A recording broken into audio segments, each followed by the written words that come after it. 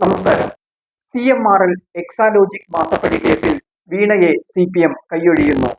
പിണറായി വിജയന്റെ വീട്ടിൽ നടന്ന റെയ്ഡിൽ ഇഡിക്ക് നേരെ നടന്ന ആക്രമണം ഒഴിവാക്കേണ്ടിയിരുന്നു എന്ന വിലയിരുത്തൽ പാർട്ടിയിൽ ശക്തമാകുമ്പോൾ തന്നെയാണ് വീണയെ കൈയൊഴിയാനുള്ള തീരുമാനവും പാർട്ടിയിൽ നിന്നും ഉണ്ടാകുന്നത്.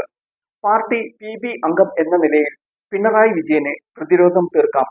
എന്നാൽ മാസപ്പടി കേസിൽ വീണയെ പ്രതിരോധിക്കേണ്ട ആവശ്യമില്ലെന്നാണ് ഒരു വിഭാഗം നേതാക്കൾ ശക്തമായി വാദിക്കുന്നത്. കേസിൽ അന്വേഷണം ആവശ്യപ്പെട്ട് ഹൈക്കോടതിയെ സമീപിച്ച ഷോൺ ജോർജ് പിണറായി വിജയന് മാസപ്പടി കേസിൽ പങ്കാളിത്തമുണ്ടെന്ന് ആരോപിക്കുന്നുണ്ടെങ്കിലും ED ഇത് അതുവരെ പറഞ്ഞിട്ടില്ല. പിണറായിയെ നേരിട്ട് ബന്ധപ്പെടുത്തുന്ന തെളിവുകൾ ഇതുവരെ EDക്ക് ലഭിച്ചില്ലെന്നാണ് സൂചന. EDയെ ആക്രമിച്ചതോടെ കേസ് അന്വേഷണ ഏജൻസി ശക്തമാക്കിയതും ED ഡയറക്ടർ തന്നെ കൊച്ചിയിൽ നേരിട്ടെത്തി നീക്കങ്ങൾക്ക് ചുക്കാൻ പിടിക്കുന്നതും പാർട്ടിയിൽ ചർച്ചാ വിഷയവുമാണ്. ദേശീയ തലത്തിൽ തന്നെ ED ആക്രമണ ദൃശ്യങ്ങൾ പ്രചരിക്കുകയും CPMന്റെ ED ആക്രമണം ചർച്ചയായതും പാർട്ടിക്ക് ക്ഷീണമായെന്ന വിലയിരുത്തലാണ് CPM. മടിയിൽ കനമില്ലെങ്കിൽ അന്വേഷണത്തെ ഭയക്കേണ്ട ആവശ്യമില്ലെന്നും പിണറായിയെ തന്നെ ഉദ്ധരിച്ച് പാർട്ടി നേതാക്കൾ ചൂണ്ടിക്കാട്ടുന്നുമുണ്ട്.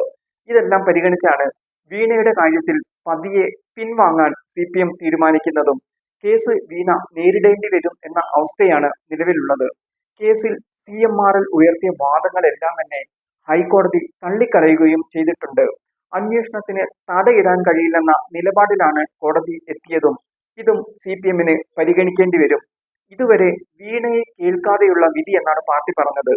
ഹൈക്കോടതി അന്വേഷണം തുടരാൻ ഉത്തരവിട്ടതോടെ ചോദ്യം ചെയ്യാൻ വിളിപ്പിച്ചാൽ ഇനി വീണ EDക്ക് മുന്നിൽ ഹാജരാകേണ്ടി വരും. CPMന് ഇത് എതിർക്കാനും കഴിയില്ല. 3 കോടിയോളം രൂപ സേവനം നൽകാതെ വീണ കർത്തയുടെ CMRL കരിമണൽ കമ്പനിയിൽ നിന്നും കൈപ്പറ്റിയെന്നാണ് കേസ്. ഇതിൽ കള്ളപ്പണം വെളുപ്പിക്കൽ അന്വേഷണമാണ് ED നടത്തുന്നത്. 150 കോടിയോളം രൂപ CMRL കമ്പനിയിലേക്ക് വന്നെങ്കിലും അത് കമ്പനി കണക്കുകളിലില്ല. ഈ തുകയെക്കുറിച്ചുള്ള അന്വേഷണമാണ് ED ഊർജിതമാക്കുന്നത്. കമ്പനിയിൽ നിന്നും പണം നൽകിയ രാഷ്ട്രീയ നേതാക്കളുടെ എല്ലാം പേരുകളുള്ള ഡയറി കമ്പനിയിൽ നിന്നും ED കണ്ടെടുത്തിട്ടുമുണ്ട്. മാസപ്പടി കേസിൽ EDയുടെ നടപടികളാണ് ഇപ്പോൾ CPM ഉറ്റുനോക്കുന്നതും.